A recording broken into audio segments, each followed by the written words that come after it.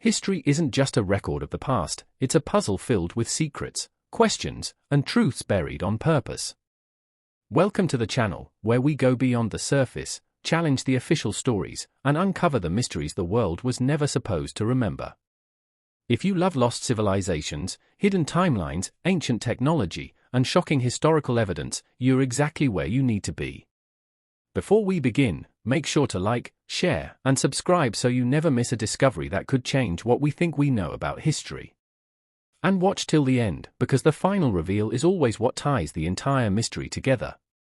The truth doesn't show up in the first minute, it shows up in the last one. Now, let's get into the video. Before the pyramids rose above the sands of Giza, before the first pharaoh carved his name into stone, before history as we know it even began, there was another civilization, one far older, far more organized, and far more advanced than historians are comfortable admitting. Its ruins do not lie beneath the Nile, nor buried under the Sumerian sands of Iraq, but in a more remote and less convenient place for the academic world, the deep interior of the Sahara Desert, in a region that was once lush, fertile, and alive. The world first heard whispers of this site in 1932, when a small Franco-Italian archaeological team, led by desert explorer Alessandro Conti, stumbled upon a line of megalithic stone blocks protruding from the dunes near the Tassili Ennager Plateau, in what is now southeastern Algeria. At the time, the Sahara was believed to have been a desert for at least 5,000 years. The discovery of what appeared to be a drowned architectural complex, pillars, foundations, worked stone, was so inconsistent with accepted timelines that the artifacts were quietly catalogued, photographed, and sealed away in private archives. No academic paper was ever published. And for nearly 70 years, no one outside a tiny circle of European archaeologists ever saw the photographs again. It wasn't until 2001, when Conti's private journals were discovered in the estate of his last surviving relative, that the story resurfaced, and even then, it was dismissed as an exaggeration, a hoax, or a misinterpretation. But the truth was more than inconvenient. It was threatening. Why the discovery was a problem? Because if the ruins were real, and if the dating that Conti's team had quietly run was correct, then this site was at least 7,000 years old. That would make it 2,000 years older than the pyramids. 1,500 years older than Sumer. Older than every known first civilization on Earth. And built by a culture that clearly knew advanced stone architecture.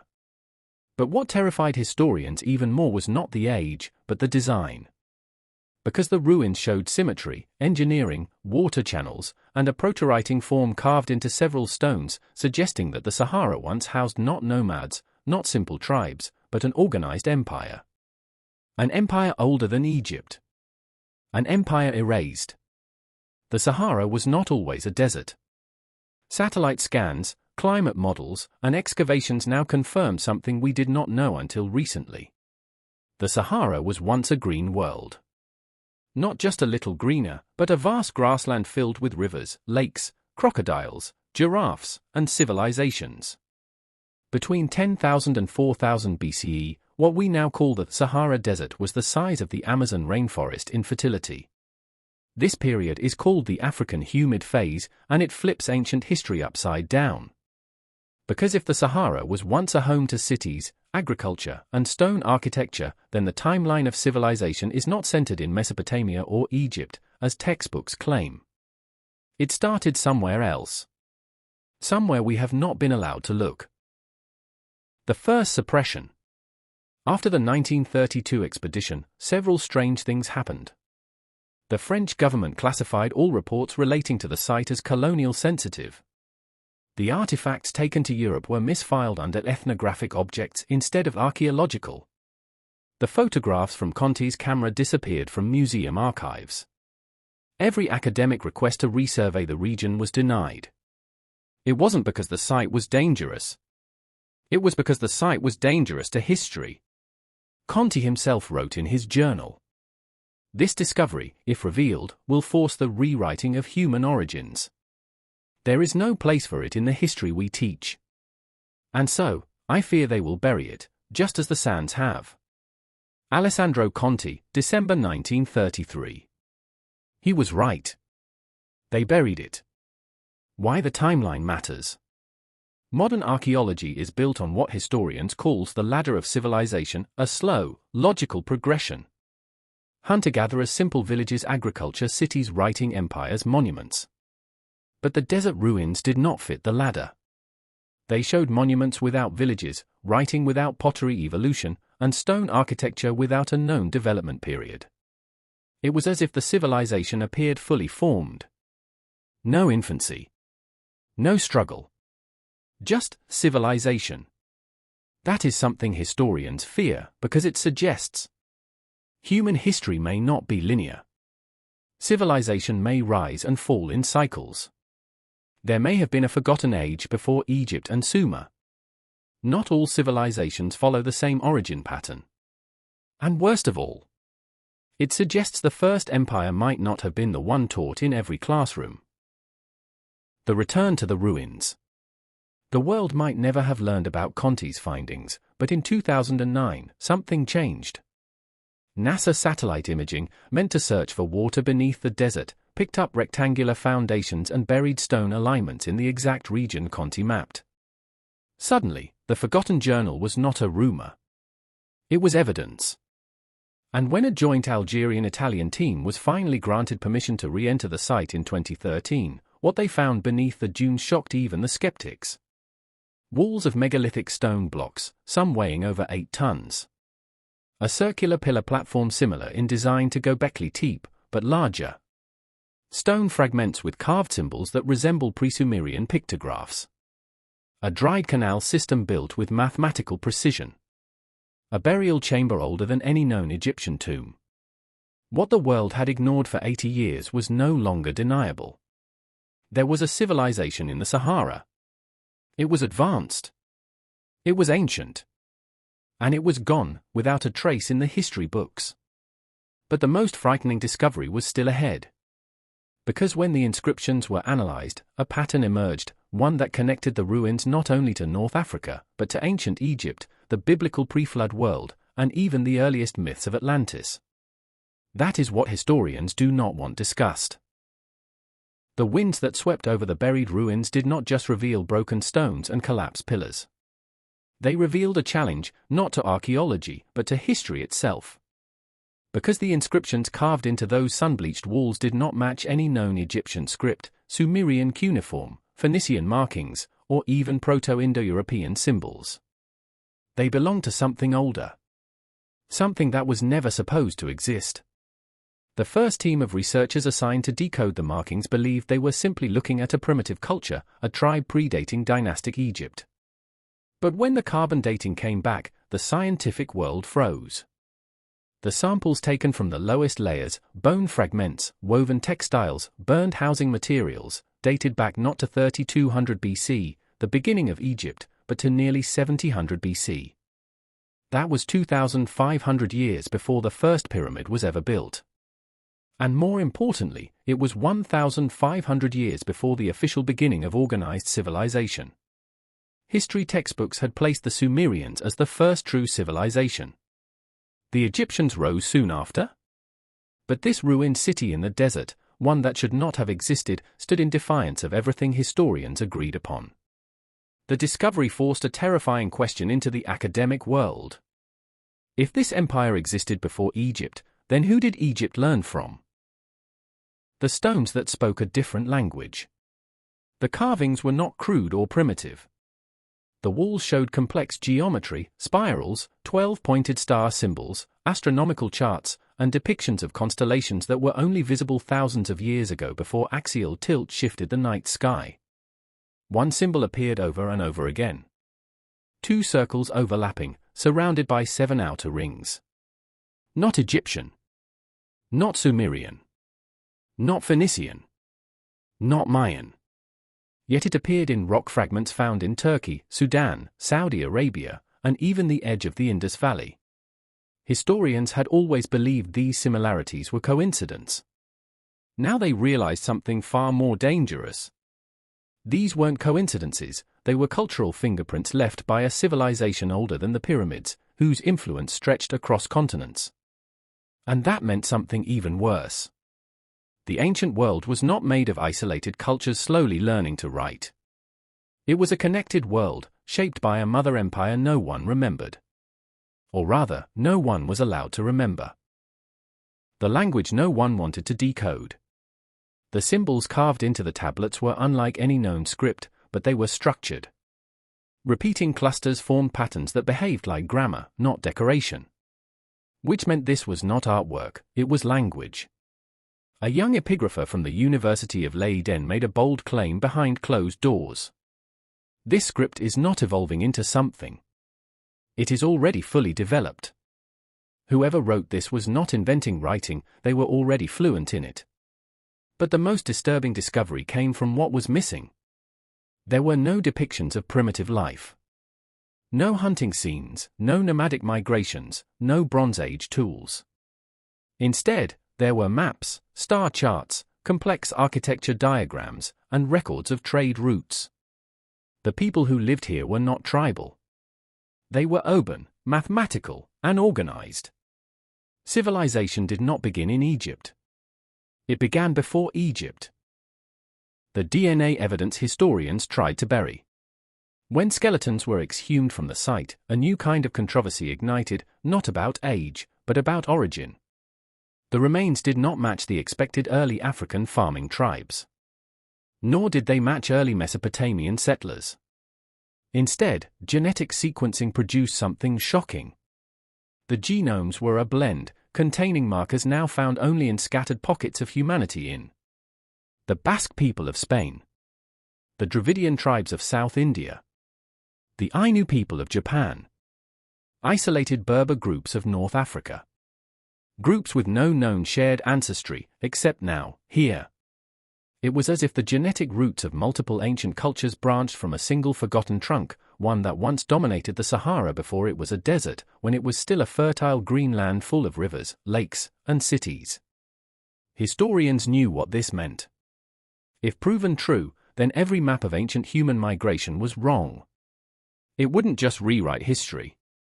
It would erase it. And that is when the political pressure began. Research grants were pulled. Access to the site was restricted. Reports were classified.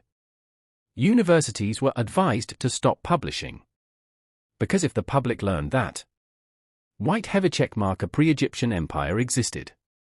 White-Heather checkmark it was advanced, organized, literate. White-Heather checkmark it influenced later civilizations across the world.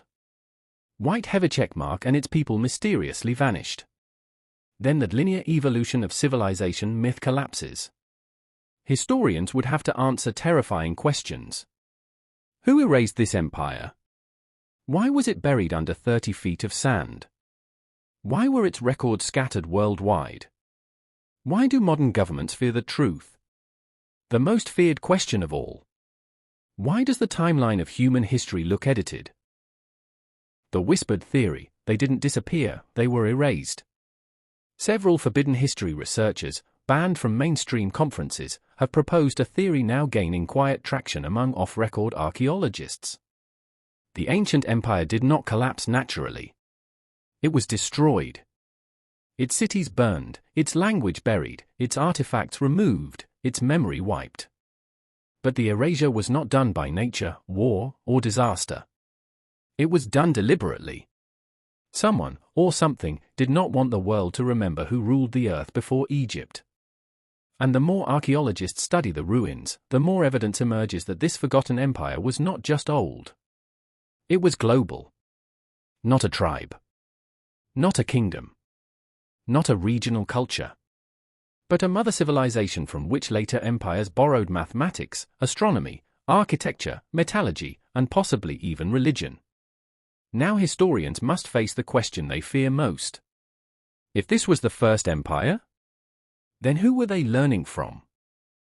The more archaeologists uncovered, the clearer the truth became. The ruined city they had found was not a singular settlement. It was only one of a network, a capital among capitals. The inscriptions, once partially decoded, revealed the outline of an empire organized into 7 primary cities, each with a distinct role, purpose, and identity. They were referred to not by names, but by titles carved into stone markers. The city of foundations, the seat of government and engineering. The city of stars, the astronomical and priestly center. The city of waters, built along a vanished river system. The city of iron, a metallurgical and weapon-forging hub. The city of seeds, agricultural and botanical records. The city of scrolls, the intellectual and archive capital. The hidden city, a location erased from every surviving map. 6 of the cities were referenced openly in stone inscriptions, trade documents, and calendar markers. But the 7th city, the hidden city, was never described. Not in words. Only in symbol. A single icon appeared next to every mention of it. A circle within a square, surrounded by 7 smaller circles. No coordinates. No markers. No distances. Only a repeated warning. The last city sleeps beneath the sands until the return of the Skyfathers. Historians dismissed it as mythology. But the archaeologists who stood in the heart of the desert ruins understood something different. This was not metaphor. This was encryption. The empire did not want the 7th city found. Because something, or someone, was still there. The geography that should not exist. Satellite scans that were originally used to locate hidden Egyptian tombs were repurposed to investigate the region around the ruins. At first, nothing unusual appeared. Then a pattern emerged. Beneath more than 40 feet of hardened sand and sediment, the scans revealed geometric anomalies, not circular like nomadic camps, but rectangular, gridded, city-like footprints. Archaeologists were stunned. There were not 1, not 2, but 6 additional buried urban centers, all aligned along an ancient river system that no longer existed. This river, based on geological reconstruction, predates the Nile. It flowed northwest, not north, and dried up thousands of years before Egypt rose. If the satellite readings were correct, the cities were positioned in an exact astronomical alignment, each one corresponding to a star in the constellation Orion, but not Orion as it appears today. The alignment matched the night sky of 10,500 BC. The same date proposed for the Sphinx erosion. The same date suggested by pre-dynastic astronomical markers. The same date suppressed repeatedly by Egyptologists. This was no coincidence. It was a date carved into stone, a date that declared. This empire existed when Egypt did not. It built monuments before the pyramids. It aligned cities with stars before history began. And someone, somewhere, already knew this. Because digging permits near the suspected site of the 2nd city were blocked repeatedly by government order. Not Egyptian government. International. The forbidden excavation.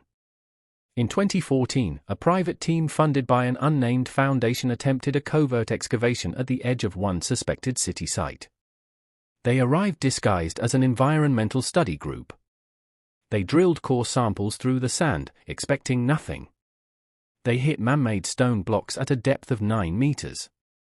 Blocks cut with extreme precision, more exact than the stones used in the earliest pyramids.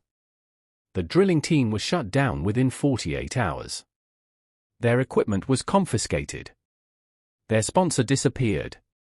The workers were threatened under international antiquities violation laws. But one leaked document emerged online before vanishing, a scan of a weathered stone fragment they pulled up. It contained the same spiral and ring symbol found in the first excavation site, proving a direct connection. This meant the first city was not a standalone find. It was part of a network, an empire so large and so advanced that Egypt had built its civilization on its ruins, not the other way around. Mainstream academia was silent. But off-record researchers whispered the question. Why are governments afraid of these excavations? What secret is so dangerous it requires silence, threat, and censorship? Because the discovery of a pre-Egyptian empire does not just rewrite history. It rewrites origins. Civilization did not move forward from primitive tribes. It collapsed from something greater. Which leads to the now inescapable question.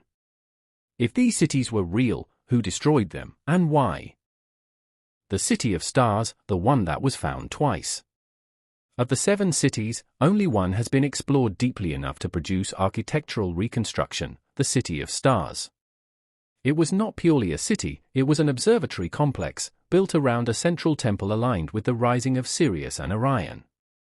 Not by accident, by mathematical precision. The pillars of the temple showed not only constellations, but precessional star-shift calculations, something that requires knowledge of 26,000-year astronomical cycles. This level of knowledge should not exist before 3000 BC. Yet here, it existed nearly 7,000 years earlier. Inside the temple ruins were stone tablets etched with what looked like a calendar, but not a 12-month system. It was a 36,000-year cycle calendar, divided into eras, each marked by a rise and fall of civilizations. And the last entry on the stone tablet did not describe a collapse by war, or famine, or plague. It was marked with the same word, repeated 3 times, in a script now fully translated. The skyfire returned. Historians once believed this referred to a meteor strike. But now, some are beginning to suspect it meant something else. A cosmic event so destructive, the empire knew it would happen again, and tried to preserve knowledge for the future world that would rise from its ashes. Was this the reason the empire buried its last city? To protect it from the same disaster? If so, was the 7th city not destroyed, but sealed? The legend of the 7th city, a warning, not a myth. Every mention of the 7th city, the hidden city, is paired not with pride, but with fear. A fear that does not appear in any other record. It is always described as the last refuge, the untouched vault, the sleeping city, the place beneath the sand where time is sealed. And the most unsettling phrase of all. The elders entered sleep, waiting for the return of the watchers.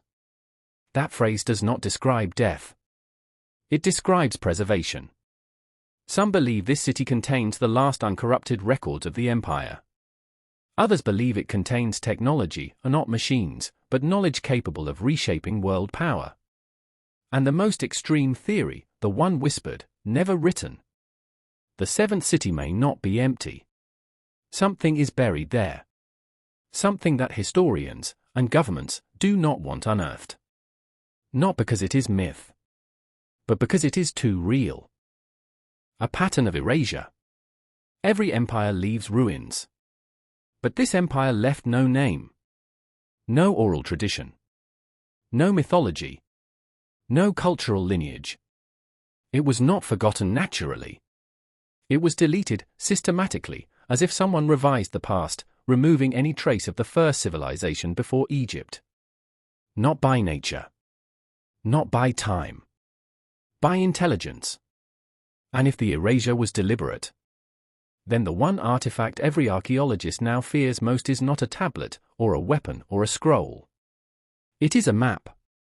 The full map of the 7 cities, which has not yet been found. But fragments suggest it exists in full, somewhere in the ruins of the last city. And if found, it would do more than rewrite history. It would expose the truth. Humanity did not evolve slowly. Humanity fell, and rebuilt on top of its own forgotten greatness. The deeper the excavations went, the more the ruins defied explanation. The first assumption was simple: this must have been a primitive city, made of mud brick, wood, and stone like early settlements across pre-dynastic Africa. But it wasn't. Beneath the sand, archaeologists found precision-cut megalithic blocks, some weighing over 90 tons, fit together so tightly that not even a razor blade could slip between them. Not with mortar. Not with mud. But with perfect interlocking joints. This level of engineering did not belong to 700 BC. It did not even belong to Egypt.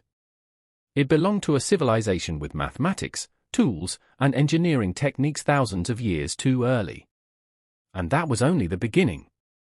Because the most shocking part wasn't the size of the stones. It was the way they were shaped. They showed signs of tooling, smoothing, even curved angles, not chiseled, not hammered, but molded. As though the builders had possessed a way to soften stone, a technology modern engineers still cannot replicate. Historians panicked at the implications. If this empire could shape stone like clay, then who built the pyramids after them? Who taught Egypt? Who taught the world? The answer was written in the ruins, not in words, but in architecture. Architecture that modern science cannot reproduce. Impossible construction at an impossible time. There were 3 architectural features found in the ruins that should not exist in the ancient world. Polygonal masonry, multi-angled blocks so perfectly fitted they resisted earthquakes. Stone softening evidence, microscopic signs of chemical reshaping, not carving. Anti-erosion design, foundations built to resist weathering for 10,000 plus years. The last point terrified engineers the most. The oldest Egyptian monuments show weather damage after 4,000 years. But the ruins of this empire, twice as old, were still stable. No collapse. No water erosion. No structural failure. As if the builders designed them to survive a catastrophe. Which led to the question archaeologists feared most. Did they know something was coming? Because every building foundation showed layered reinforcement, as if the structures were meant to endure earthquakes, flooding, or seismic shock waves. Not primitive ignorance. Anti-cataclysm engineering. As if the empire had already witnessed the fall of another, and was preparing to survive what the next world would not. The stone that behaved like metal. Archaeologists found small fragments of tools buried near the walls, but they were not bronze, not stone, not iron. They were made of a metallic compound never seen in ancient records. Tested in labs, the fragments revealed traces of high-purity silicate, heat-treated quartz powder, a binding agent not found in nature. This was not a metal forged in fire. It was engineered. Created through a process far beyond simple smelting. A material stronger than bronze, more flexible than copper, and resistant to rust, oxidation, and heat. The kind of material modern metallurgy could recreate only with industrial equipment. But this was 8,000 years before industry existed. If the empire could create advanced alloys, what else could it do? The forgotten energy system. Then came the greatest shock of all.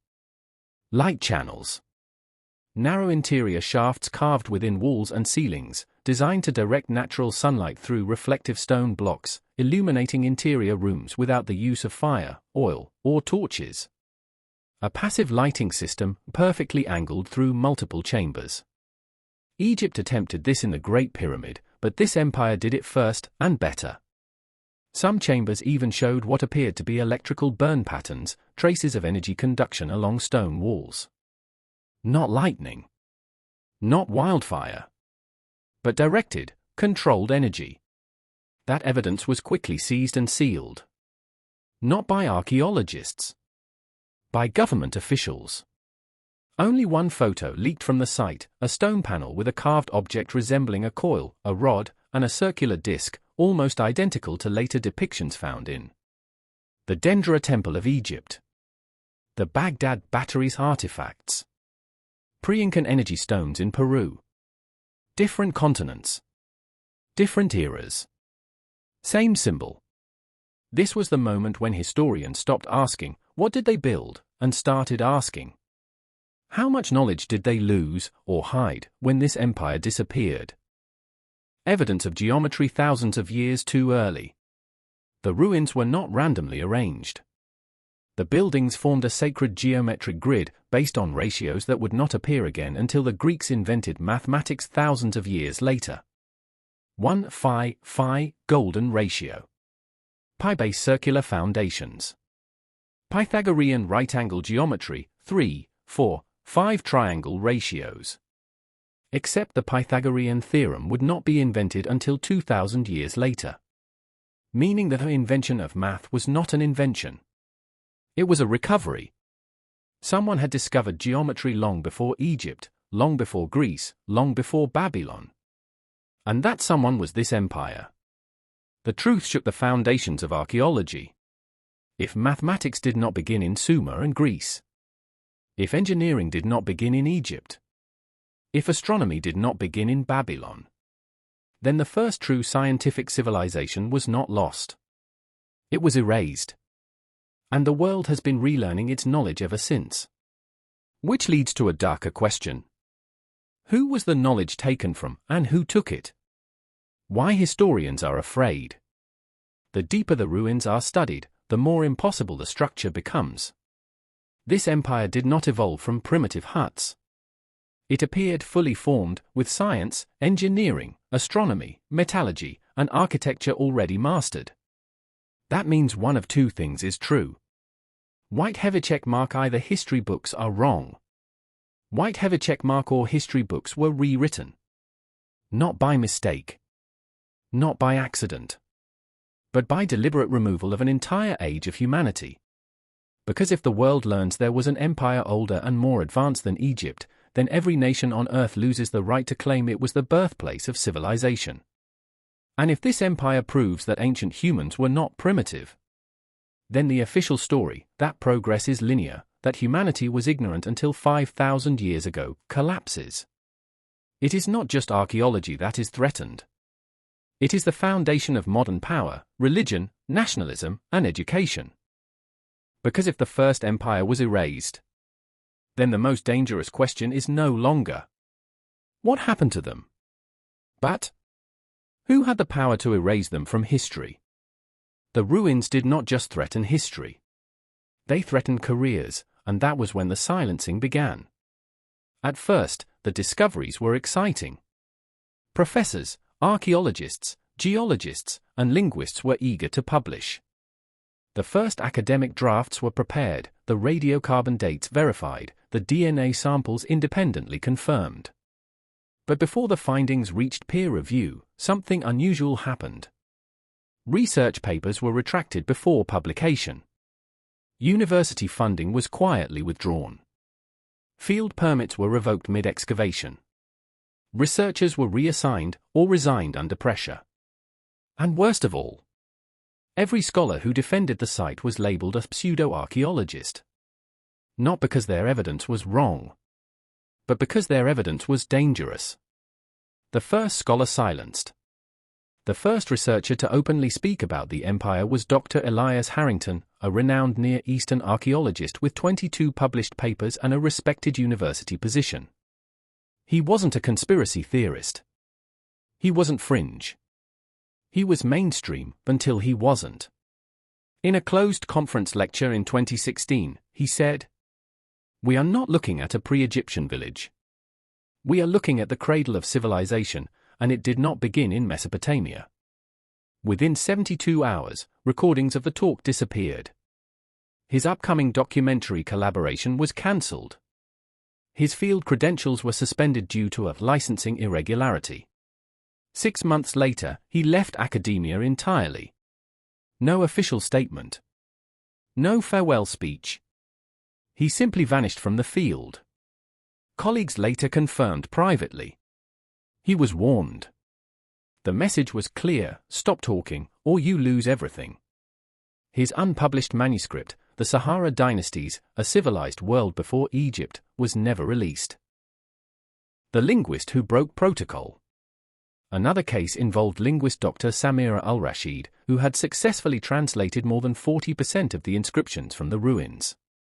She submitted an academic paper proposing the script was not proto-writing, but a fully formed language older than Sumerian. Her conclusion? Writing did not evolve slowly. It appeared suddenly, because it was inherited. Her paper passed peer review. Then, suddenly, the journal pulled it. The official reason? Potential political sensitivities and lack of secure chronological context. Unofficial reason? A statement she was forced to sign. The claim of a pre-Sumerian writing system is speculative and unsupported. I withdraw the paper voluntarily. Except she didn't withdraw it voluntarily. Her private notes, leaked by a colleague, revealed she was threatened with professional blacklisting and the revocation of her excavation permit in 3 countries. She later said, "I didn't lose my research. I lost my freedom to publish it." The DNA lab incident. One of the most frightening cases involved a genetics lab in Denmark contracted to analyze skeletal DNA from the ruins.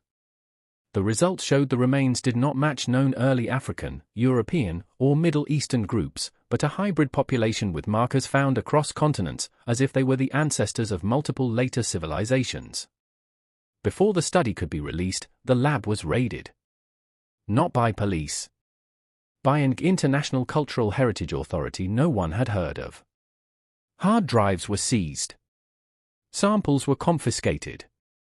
Researchers were placed under gag order. The only surviving email from the lead geneticist read, "The results contradict the accepted migration model. They do not want this published." She left the field 2 months later. Why this discovery is forbidden? The academic world does not fear old ruins. It fears what the ruins prove. Because if this empire existed, then White Egypt was not the first civilization. Sumer did not invent writing. The timeline of human advancement is false. Knowledge was inherited, not discovered. History is not linear, it resets after collapse. But the most dangerous of all, we are not the most advanced version of humanity, we are the survivors of something that came before. That single idea would shatter educational textbooks, national origin myths, religious chronologies, institutional authority, academic funding hierarchy. And that is why so many scholars suddenly backed away from the findings. Not because they doubted the evidence, but because truth has consequences. This exact process happened in Göbekli Tepe, Turkey. The flooded city of Dwarka, India. The Bosnian pyramid excavations. The Saqqara tunnel findings in Egypt. The submerged temples off the coast of Cuba. The Sahara ruins now under investigation. Every time history is threatened, someone steps in to preserve the official timeline. Why the truth is feared? The answer is simple and dark. If people learn there was a civilization more advanced than Egypt, older than Sumer, global in reach, and erased intentionally, then the world will ask, who erased it? Why? And what are they still hiding today? Because this is no longer about archaeology. It is about control of history. If history is wrong, then authority is built on lies. If history was edited, then someone has the power to decide what humanity is allowed to remember. And if an ancient empire was erased once, it can be erased again. The whistleblowers. There are now 17 researchers worldwide who have spoken anonymously about the ruins. They claim there is a classified report on the empire inside UNESCO. 3 governments signed a shared non-disclosure agreement. Major museums already possess artifacts from the site, locked away in storage. Satellite scans revealing the buried cities have been censored. Funding for pre-Egyptian research is blacklisted. One quote stands out. "We are not fighting ignorance. We are fighting intentional forgetting." And another? "The greatest archaeological discovery in human history will not be announced. It will be buried, like the empire that came before us." The forbidden question. The more scholars are silenced, the clearer the truth becomes. This discovery does not just rewrite history. It exposes that history has already been rewritten. And now one final question stands between the ruins and the world. Who gets to decide what humanity is allowed to remember? Because if this empire is uncovered, then the world will finally learn. Civilization did not begin in Egypt. The first empire was older, greater, wiped out. Humanity did not rise, humanity recovered. We are not the beginning, we are the survivors of a forgotten age. And that is why the truth is dangerous. Not because it is false, but because it is true. The desert had preserved the empire's bones, but it did not preserve its death. The deeper the archaeological team dug, the stranger the evidence became. There were no signs of gradual decline, no fossil layers of famine victims, no scattered objects from a civilization slowly losing power. Instead, everything pointed to a sudden, violent termination. Entire structures were frozen in the moment they fell, as if time itself had collapsed along with the city. Streets that once echoed with footsteps were found sealed under layers of fused sand that had melted into glass, something no natural wildfire could achieve. Tools were discovered still sitting on workbenches, as though the people who used them had stood up and vanished in a single moment. The team expected tombs, battle remains, or at least evidence of mass burial. What they found instead was emptiness, an empty empire, dead without bodies. The collapse was not slow. It was instant. The earliest researchers, those who explored the ruins before the site was classified, wrote reports that were never meant to be seen again. Some were leaked later by dismissed personnel, and their statements were clear: we are not looking at a decline. We are looking at an extinction event. The walls were sheared in ways no earthquake could cause. Whole districts were scorched by heat so intense the stone bubbled. Metallurgical testing later showed brief exposure to temperatures far exceeding anything achievable by ancient fire, forge, lightning, or volcanic activity. Something had burned this city, but it had not been burned by nature. And that was only the beginning. There was also the matter of the strange residue found deep inside the ruins, a fine, grey powder that triggered Geiger counters. The radiation levels were not lethal by the time of discovery, but they were unmistakable. Radioactive output in a city that was supposedly older than Egypt. A city built in an age when humanity was not supposed to know anything about atomic energy, let alone deploy something capable of vaporizing buildings.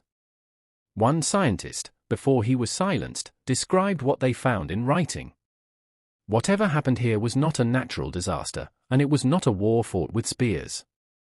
This is evidence of energy discharge, high intensity, directional, not random.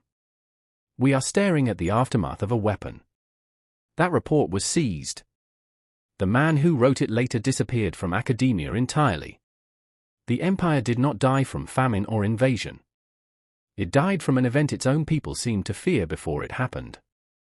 In the underground archive discovered in Part 5, the tablets translated by the language specialists contained repeated warnings: the sky will open. The light will return. The fire will judge the earth. At first, historians believed this was mythological language, prophecy, religious symbolism, metaphor. But the forensic evidence did not agree. Something had come from the sky. Something that produced heat beyond explanation, radiation without fallout, destruction without bodies. Something that left cities intact but emptied. It took years before the truth emerged, and when it finally did, it was not uncovered by historians, it was forced into the open by what was found in the sealed chamber. The government team that took control of the site did not allow the general archaeological community to access that chamber, but one researcher who later defected said this: the chamber did not contain a tomb. It contained a machine. A machine that should not exist in that era. And beside it, inscriptions that referred to the return of the ones who gave the gift. A machine. Not a statue, not a ceremonial altar. A device. A device built with materials that did not match anything else in the ruins. The same empire that carved its walls with copper and stone had somehow manufactured a metallic alloy that modern labs struggled to analyze. If the machine was a weapon, then the empire may have destroyed itself. If the machine was not a weapon, then something else used it. That was the question that terrified the historians most, not just what ended the empire, but who activated the event. The tablet suggested two possibilities. The first, the empire had unlocked a power they themselves could not control. A hubris event. A technological fall equal to a nuclear nation detonating itself by accident. The second, the empire had been warned to destroy the machine, and they refused. The inscription spoke of the sky beings, the Watchers, and the return of the light that cleanses. Some believe this meant gods. Others believed it referred to a non-human race, a technologically superior group who once influenced early humanity. The empire either defied them, or misused a technology that was never meant for them, and the consequence was erasure. The government classified everything after that. Not because the ruins were dangerous, but because the truth was. If an empire older than the pyramids had mastered energy weapons, if a human civilization 7,000 years old had contact with another intelligence, If the collapse was not myth, but evidence of an ancient war, then the entire foundation of historical chronology collapses with it. Egypt is no longer the first high civilization. Sumer is no longer the cradle of writing. The Stone Age is no longer primitive. And worst of all, humanity did not start at the bottom and rise slowly by evolution. It rose, fell, and was reset. The forbidden truth is that this was not the first advanced civilization the Earth has seen. It was one of several, and it may not have been destroyed by accident. The ruins proved that humanity once held power we do not yet understand, but what terrified historians was the possibility that the power was not lost naturally. It was taken, buried, erased. The collapse was not just a destruction. It was a cleansing. An intentional reset of a civilization that reached a level of technology that someone, human or not, decided they were not allowed to keep. That was why the ruins were buried. That was why the site was classified. That was why the textbooks never changed. Because the truth was not just about the past. It was about the future. If we are now rising again, if we are once more learning to split atoms, manipulate energy, build weapons that can burn a city into glass, then we are not discovering anything new. We are repeating the cycle. And in ancient stone, in a dead language, in a vault that was never meant to be opened, the empire left one final warning. We were not the first. We were not the last. And when the fire returns, neither will you be. While the empire itself had vanished without bodies, without graves, without the usual signatures of death, there was something the early researchers did not initially expect to find: traces of movement. Not an evacuation, not a mass exodus, but a patterned dispersal, small groups, moving in different directions, as if following predetermined escape routes. They did not flee blindly. They fled with intention. The city may have died in a single catastrophic moment, but the civilization did not end there. There were survivors. And that single fact threatened every timeline in modern historical studies. For centuries, scholars believed that Egypt, Sumer, and the Indus Valley were the first complex civilizations. But the ruins in the desert did not just predate them, they fed into them. The symbols, the mathematics, the architectural ratios, and even the genetic anomalies found in bloodlines of later priest kings were not isolated developments, they were inherited. This meant the historians had a bigger problem than an empire no one knew existed. They now had to explain why all the first recorded civilizations in human history suddenly appeared at their peak, with no developmental stages. Egypt did not begin as hunters turning into farmers, rising into pyramids.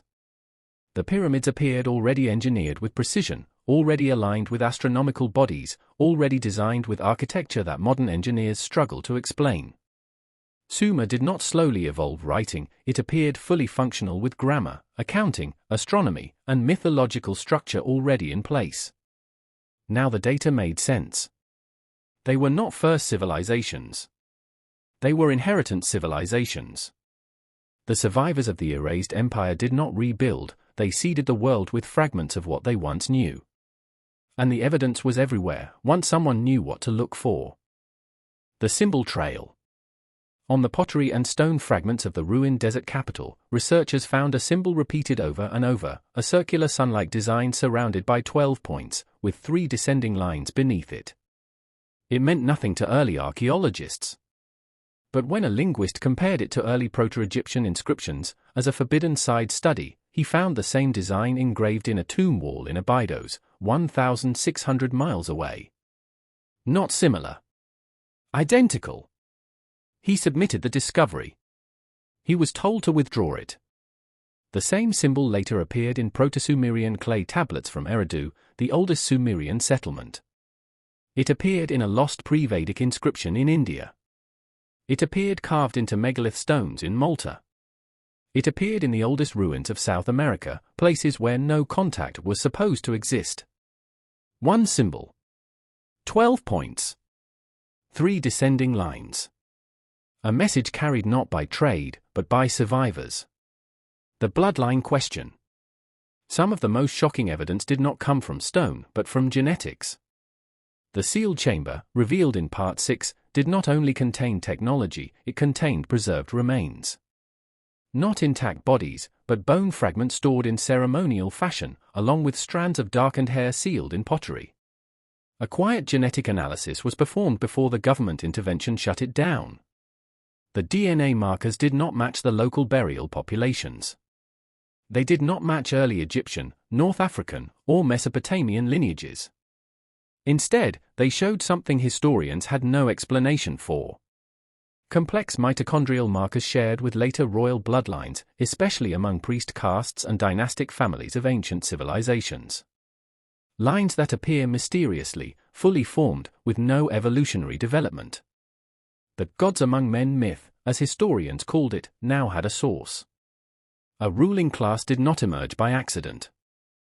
It descended from survivors of a civilization that once controlled energy, architecture, agriculture, and astronomy at levels not reached again for thousands of years. The records found inside the ruins reference this elite group as the bearers, the ones who carried the knowledge through fire. Some historians now believe these bearers became the first pharaohs, first priest kings, first astronomer rulers. Not inventors. Carriers. The temporal gap that shouldn't exist. The most dangerous part of this discovery was not the ruins, not the technology, not even the sealed chamber. It was the timeline. The empire was carbon-dated and stratigraphically confirmed as older than 6000 BCE, with some deeper foundation structures possibly older than 8000 BCE. But the oldest accepted civilizations in history appear around 3500 to 3000 BCE.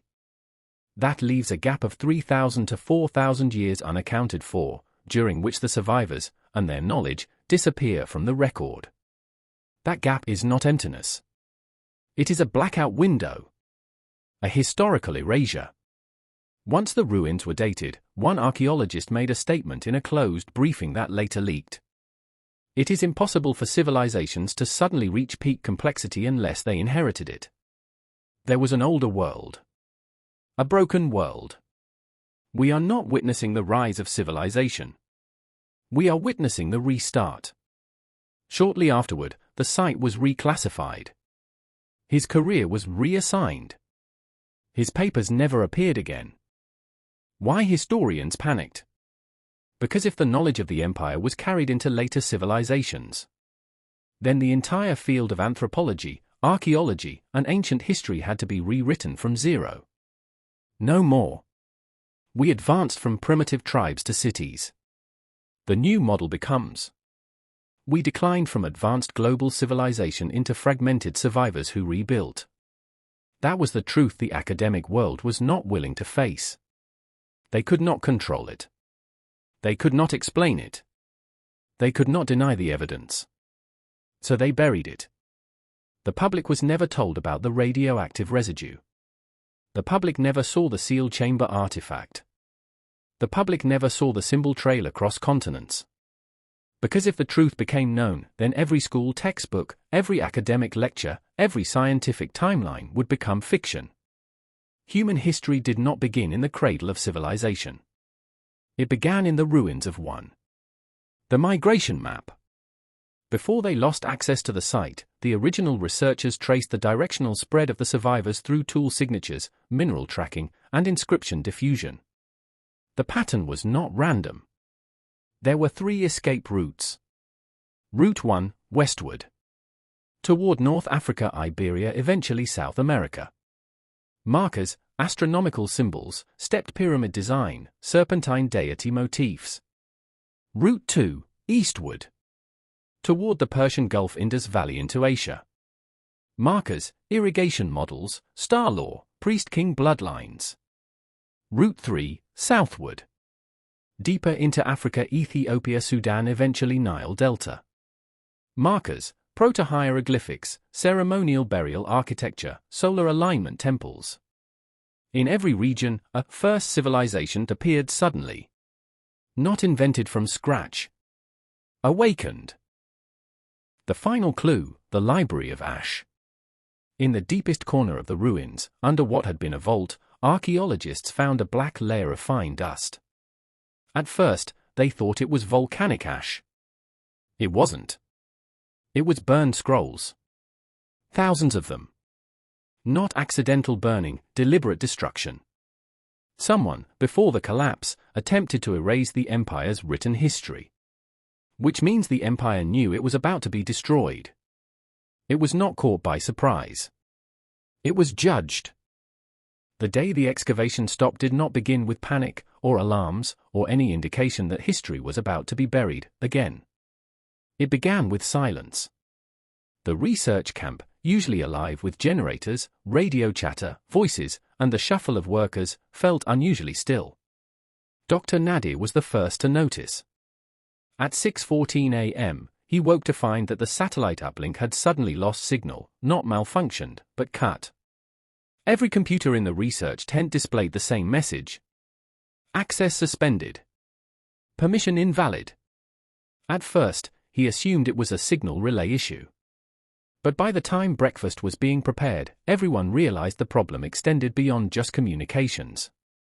All power had been disconnected. The generators were still running, but someone had physically severed the main supply cables. An unmarked helicopter appeared in the sky at 8:27 a.m. No one in the camp had requested it. No one in the regional government had approved it. But the moment it landed, armed personnel stepped out, uniforms with no insignia, no national flag patches, no identifying markers. The lead archaeologist, Dr. Zahrawi, stepped forward and demanded identification, but the response was not an answer, it was a command. This site is now under restricted jurisdiction. All excavation activities will cease immediately. All workers will assemble for processing. Processing. That word froze people more than the rifles. The object they never wanted found. During the previous 48 hours, just before everything went silent, the team had uncovered something no academic institution was prepared for: a sealed chamber beneath the ruins containing an object made of a material no one could identify. Not stone. Not metal. Not wood. Not clay. Something manufactured, but thousands of years too early to exist. It had been buried intentionally, protected by layers of fused sandstone that appeared to have been melted, not carved. When they first probed the exterior, the scanners returned data that made no sense. The object reflected no known mineral signature. It emitted a residual electromagnetic field. It had no erosion, despite being buried for what was estimated as over 18,000 years. The team didn't know what it was, but the shape was unmistakable. Perfectly smooth. Geometrically precise. A sealed vessel, oval like an egg, but too symmetrical to be natural. And before they could publicly announce it, before any photographs could be transmitted, the shutdown happened. The seizure. The men in black uniforms did not ask, it was already clear they knew exactly what they had come for. Hard drives were taken. Laptops confiscated. Sketchbooks collected page by page. Even handwritten notes were photographed and sealed into evidence crates. The cameras that had recorded the discovery were removed, memory cards stripped, drones dismantled and packed. When Dr. Nadir protested, a soldier leaned in and whispered, "You think you're the first to find one of these sites?" A chill ran through him. Because that implied something no historian was prepared to face. This was not an isolated discovery. This was a pattern. A controlled one. Why historians feared the finding? There is a reason why ancient civilizations are taught as linear. Egypt rises, then declines. Sumer rises, then declines. India, China, Maya, each assigned a timeline, each one placed neatly on the progression of human development. But this site, the one in the desert, did not fit the model. It predated Egypt. It predated Sumer. It predated Göbekli Tepe. And yet, the chamber beneath the sand suggested something impossible. A civilization advanced enough to produce engineered materials before humans were even supposed to understand writing, farming, or metal. History depends on the idea that the oldest societies were the simplest. But what if the opposite were true? What if the oldest civilization was the most advanced, and every culture after it was a decline, not a rise? That was the terror that historians never admitted publicly. Because to acknowledge that would mean White-heavy checkmark the timeline of civilization is wrong. White-heavy checkmark ancient humans inherited knowledge, not invented it. White-heavy checkmark massive global erasure has happened before. White-heavy checkmark someone, somewhere, already knows. The man who refused to leave. When the site was being cleared, one man, Professor Rami El-Nazir, refused to comply. He was 72 years old, a veteran field archaeologist with 40 years of desert excavation behind him, and the oldest member of the team. The soldiers allowed him some leniency, believing he posed no threat. But they did not know his habit. Every evening before sleeping, he copied the day's findings by hand, in an analog field journal no one else saw. He had done this his entire career. And so, when everything was seized, and all digital data erased, he still had the record. Not images. Not scans. But the words. Words describing the symbols found on the chamber. Words detailing the strange alloy in the object. Words translating the inscriptions carved into the sandstone blocks surrounding it. In his notes, one line stood out, written the night before the shutdown. The symbols are not Egyptian, not Sumerian, not Proto-Indo-European. They belong to an older language family, one not catalogued in human history. He had only managed to translate 2 fragments before the soldiers arrived. One said, "When the sky fell, the first empire died." The second said, "We buried the warning beneath the desert." That was enough. He slipped the notebook into the lining of his coat while the site was being dismantled. No one checked him. He walked out with the only surviving record of the discovery. He died 3 months later. But the notebook did not die with him. The whistleblower files. The first leak happened anonymously. A compressed folder, titled simply, SAR-AKHU documents, do not discard. It was sent to 3 independent researchers, 2 journalists, and a university archivist who specialized in suppressed archaeology. Inside were photographs, not of the object, but of the markings that surrounded it. Repeating symbols that looked like constellations.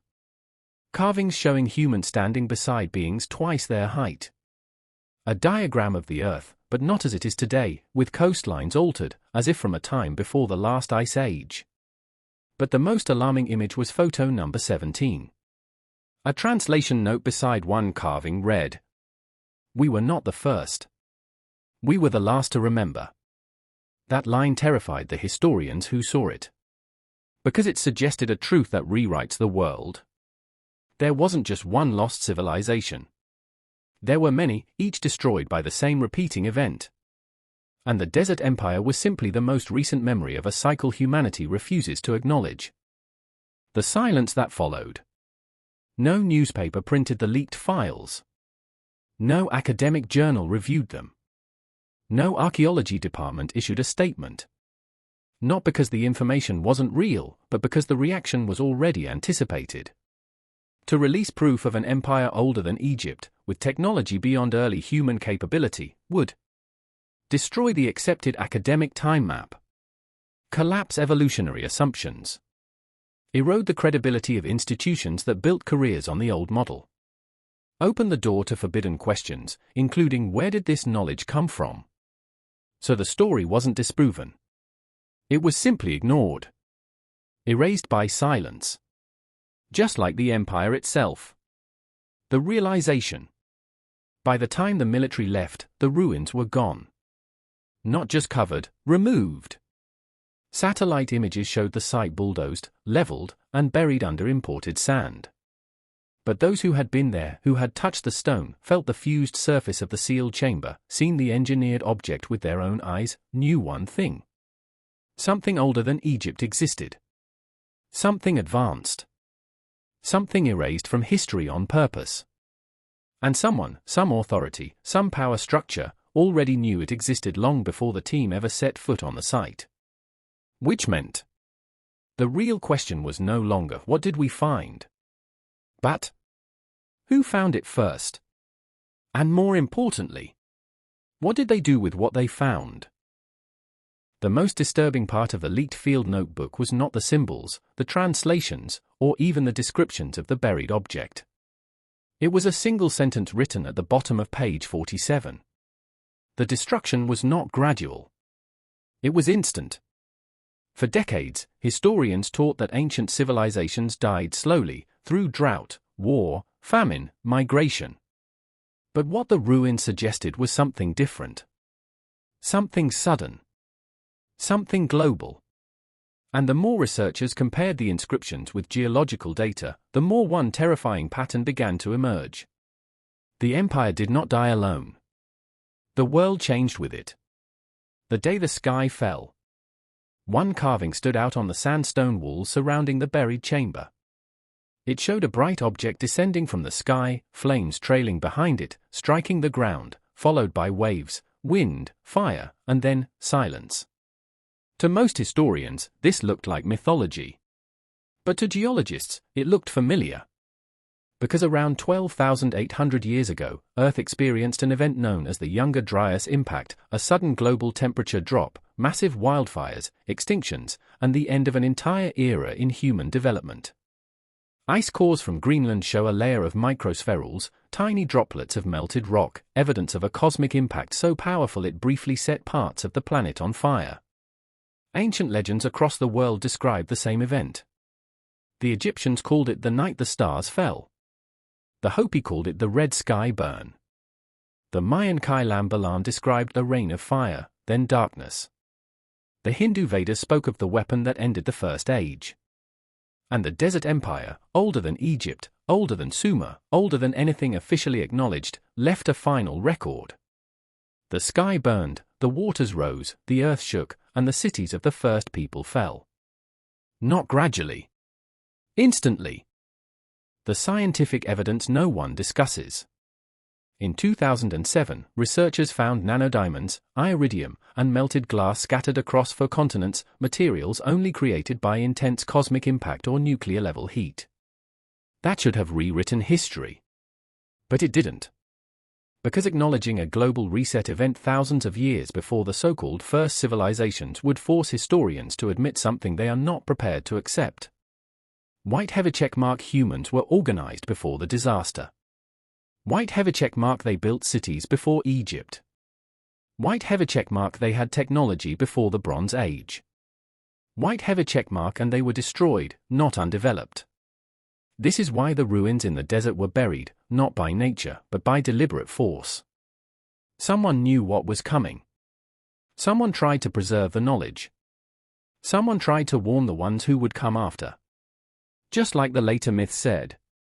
Fire from the heavens. The gods punished mankind.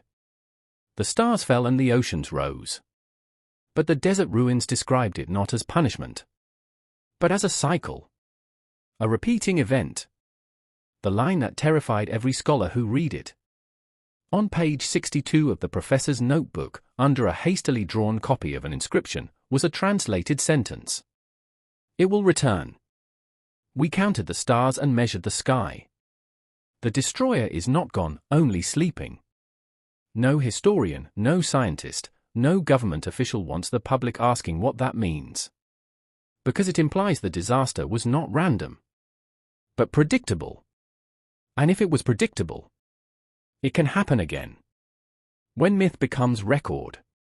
Every ancient culture speaks of a time before the flood, before the fires, before the reset. The Babylonians called it the era before kings. The Greeks called it the age of titans. The Egyptians called it Zep Tepi, the first time. The Hebrews described it as the world that then was. The Aboriginal Australians call it the time before the second sun. Modern historians treat these as symbolic, spiritual, metaphorical. But the carvings in the desert ruins were not metaphor. They were record. We built great cities under a sky that was familiar. Then the sky changed. The ancients were not describing gods. They were describing astronomy. Something came into Earth's orbit, something massive enough to destabilize climate, tilt seasons, and throw oceans into chaos. Whether comet, fragment, or passing planetary body, the result was always the same. Civilization fell. Knowledge was lost. Humanity reset. Just like a computer wiped clean and rebooted. Why this information is still hidden? There is a reason governments classify catastrophic ancient histories under national security rather than archaeology. Because revealing the truth means revealing the vulnerability of the present. If people discovered that, civilization is not permanent. Intelligence does not prevent collapse. Technology cannot stop cosmic events. Modern society is not the first advanced world. Then global stability collapses. Religions fracture. Science rewrites itself. Power structures lose legitimacy. Fear replaces certainty. That is why the desert site was shut down. Not because it was false, but because it was too true. The question no one is supposed to ask. When the ruins were examined, scientists found something shocking. The empire did not fall into chaos and decay. It vanished. Buildings fused by heat. Tools abandoned. Bodies missing. As if the population knew the event was coming and fled or attempted to survive it in protected underground chambers. The sealed vessel found at the site was not a relic. It was a message capsule. A data vault from a dead civilization. What was inside it, no one outside government channels knows. But according to the professor's last written entry, the object contains a sequence. Not language, information. That single sentence created fear in every academic who read the leak. Because if the object was a technological archive, then the empire was not primitive. It was preparing. Preparing for extinction. Preparing for return. Preparing for us. The chilling theory among off-record historians. Among researchers who are willing to speak privately, one idea keeps resurfacing. The ancient empire did not fail. It was interrupted. It didn't collapse, it was reset. Not by humans. Not by war. But by something cosmic. And the ruins are not a monument to the past. They are a warning for the future. Because buried beneath the desert was not just proof of a civilization older than the pyramids. Buried beneath it was the timeline of Earth's resets. A cycle of destruction. A countdown. And according to the inscription fragments, the cycle comes when the sky returns to its place. The ancients did not mark time by years. They marked it by the position of the heavens. Which means, they did not predict the next catastrophe by mathematics. They predicted it by astronomy. When the ruins in the desert were seized and cleared, most of the academic world assumed the story was over. Another anomaly buried. Another discovery classified. Another gap in history quietly sealed. But while historians went silent, governments did not. What happened next was not public, not announced, not taught in universities. It was not archaeology in the academic sense. It was something else. A global race. A race not to understand the past, but to retrieve what the past left behind. Because the sealed object found beneath the desert wasn't just an artifact. It was a piece of technology. Something measurable. Something reusable. Something worth seizing. And if one ancient object existed, buried under 18,000 years of sand, then how many more were still hidden? That question changed everything. The first site that went dark. Just 6 weeks after the desert excavation shut down, another ancient site, this time in Turkey, suddenly fell under military control. Göbekli Tepe. The oldest known megalithic structure on Earth. Older than Stonehenge. Older than the pyramids. Built around 9600 BC. For years, archaeologists believed Göbekli Tepe was ceremonial, symbolic, primitive. But once the desert chamber was discovered, everything changed. Because Göbekli Tepe wasn't just old, it was deliberately buried, just like the ruins in the desert. And then it happened. White heavy checkmark civilian research permits at the site were revoked. White heavy checkmark new ground-penetrating radar scans were classified. White heavy checkmark the outer excavation areas were covered and sealed. White heavy checkmark: Turkish military personnel replaced university staff. Official reason: site conservation. Unofficial reason: unpublished findings of unknown nature. The shutdown occurred 11 days after US and German defense officials visited the region. That was not coincidence. The second lockdown: the Sphinx. For decades, rumors circulated about a chamber beneath the paws of the Great Sphinx in Egypt. In 1992, seismic surveys confirmed there was a large rectangular void beneath the front structure, an artificial chamber, not a natural cavity. Approval to excavate was granted in 1993. It was revoked in 1996. It has never been approved again.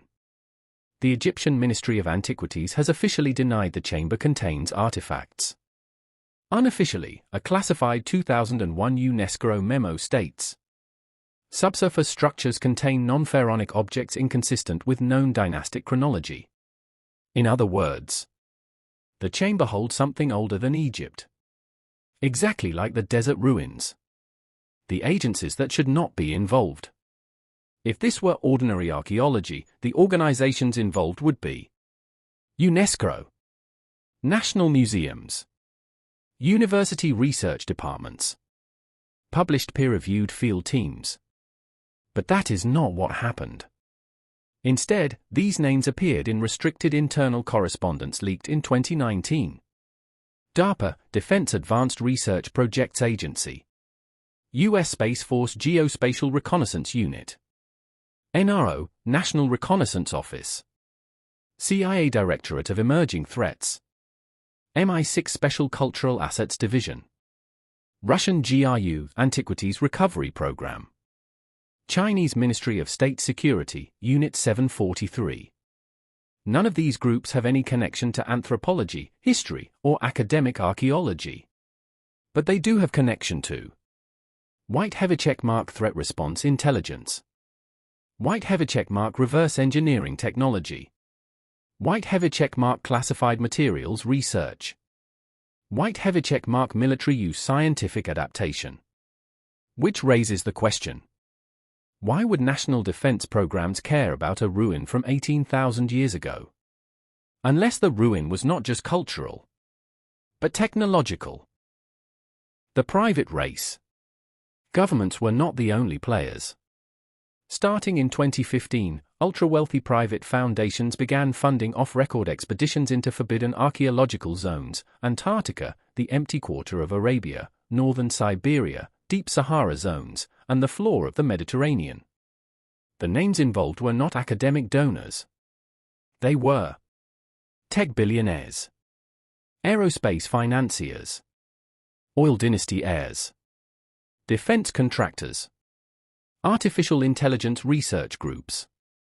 In 2021, a leaked investment statement from a private space industry CEO stated, "Human history has been reset before.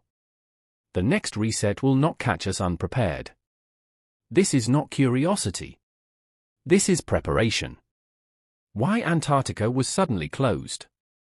In 2016, two seismic teams scanning beneath the ice shelf in Queen Maud Land reported symmetrical underground structures, rectangular, not geological. Days later, the teams were removed from the continent. New rules were issued under the Antarctic Treaty System. No civilian deep-core drilling without military escort. No ground-penetrating radar surveys without permit.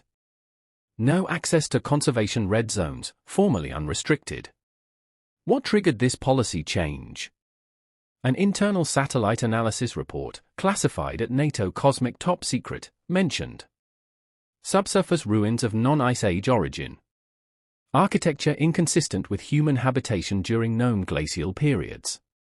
Translation: there is something under the ice that should not exist. Something older than the ice itself.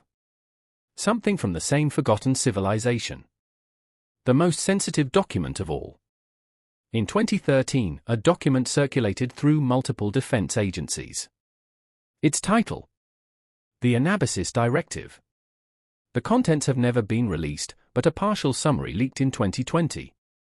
Human civilization is operating inside a repeating environmental cycle triggered by external astronomical forces. Evidence suggests previous technological societies existed and were destroyed. Global priority is to locate, recover, and analyze surviving pre-event technology for applicability to modern continuity planning. Let those last words sink in. Continuity planning. Not archaeological research. Not historical interest. But survival strategy. That means someone in power believes. White heavy check mark the past empire was real. White heavy check mark the past collapse was real. White heavy check mark the next collapse is expected. White heavy check mark and the only way to survive is to find what the ancient world left behind. The realization. The sealed object found in the desert was not a ritual item. It was not art. It was not religious. It was a device. A deliberate, engineered object meant to be found after the collapse. Which means the empire knew the end was coming. They tried to record everything. They tried to save what mattered. They tried to warn the future. Not with books, but with technology capable of surviving extinction. And that is what the governments are racing to recover now. Not pottery. Not bone. Not mythology. But the last technology of the world before ours. The desert changes nothing, but it erases everything. Civilizations rise, collapse, turn to dust, and the sand waits, patient, quiet, recording nothing, until someone decides to dig. And when they do, history doesn't simply reveal itself, it confronts them. Because some discoveries are not meant to answer questions. Some are warnings. Written for a future audience that didn't yet exist. Written for us. When the first researchers stepped into the ruins beneath the desert plateau, they believed they were uncovering a forgotten civilization, a distant culture erased by time. But the deeper they dug, the clearer it became, this was not a society that vanished slowly, or faded into myth. Something ended it. Sudden. Violent. Final. And the people who lived there, whoever they were, knew it was coming. We have always believed history moves forward. That time is an arrow. That progress builds upward. But the ruins in the desert did not describe history as a line. They described it as a circle. It wasn't the artifacts that terrified historians. It was the pattern. Across the stone tablets, across the surviving walls, across the star maps carved into pillars harder than granite, one symbol kept appearing. A circle divided in two segments. Not a sun. Not a calendar. Not a religion. A cycle. A countdown. When the translations were completed, the pattern emerged. The empire had tracked a repeating celestial event, a long orbit, slow and invisible, until it wasn't. Every time it returned, the sky changed, the oceans rose, the world reset. Not myth. Not superstition. Astronomy. The same symbols appear in other ruins, Göbekli Tepe in Turkey, the vanished city beneath Lake Titicaca, the stone pillars of Karahan Tepe, the passages beneath the Sphinx. Separate continents. Separate cultures. Same pattern. For decades, researchers argued these connections were imagination, not data. But when the USGS core samples from Greenland confirmed a continent-wide impact layer dated 12,800 years ago, the argument shifted. Suddenly, the date on the carvings in the desert matched an extinction event in the ice. And the extinction event matched the collapse of the empire. And the collapse of the empire matched the beginning of our own world history. Something happened. Humanity restarted. And the ruins were not memorials, they were warnings left behind by a civilization trying to speak to the one that would come next. Us. When the Department of Defense received the translated data in 2019, the files did not go to archaeology. They went to the Threat Reduction Agency. The same office that models biowarfare, nuclear events, and asteroid strike fallout. Because the translation contained not just a date of destruction, but an interval. A repeating cycle. And when the JPL orbital reconstruction team cross-modeled the ancient star map against modern celestial tracking, they found something uncomfortable. The alignment the empire feared is coming back. Not tomorrow. Not next year. But not far enough away to ignore. The ancients weren't building tombs. They were building time capsules. And when historians finally understood that, they stopped arguing about lost cities and started asking a different question. What did they see coming? NASA calls it a near-Earth object of long-period orbit. The public knows nothing about it because most people never read orbital risk bulletins. But buried in the data, the same data the tablets recorded, is a slow, dark object that completes one circuit through the solar system every 13,000 years. Not a myth. A trajectory. The Empire recorded its last appearance. The USGS recorded the impact layer. Astronomers recorded the returning arc. 3 disciplines, 3 eras, same conclusion. No one debates whether the object exists. Only what happens when it comes back. When the final chamber of the ruins was opened, the team found something older than writing, a star map cut into black stone, polished like a mirror. A map not of the sky above them, but the sky at the moment the world ended. And beneath it, one inscription repeated. When the sky burns, the waters rise. Not metaphor. Not poetry. Impact physics. Across the world, flood myths speak of gods, punishment, and sin. But before there were gods, there were witnesses. People who saw the fire fall, who watched the ice melt, who survived long enough to carve a record into stone, the only medium guaranteed to outlive empires. They were not trying to be remembered. They were trying to be heard. You would think that once the pattern was confirmed, the discovery would change the world. But it didn't. The opposite happened. Satellite mapping programs began shutting down public access.